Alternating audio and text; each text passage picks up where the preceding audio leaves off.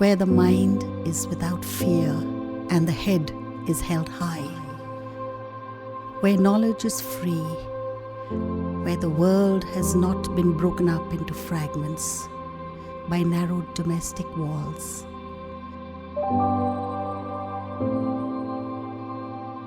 Where words come out from the depth of truth, where tireless striving stretches its arms towards perfection,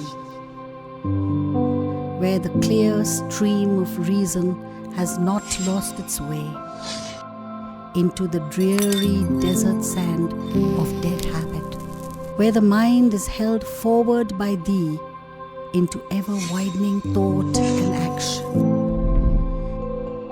into that haven of freedom. My Father, let my country awake.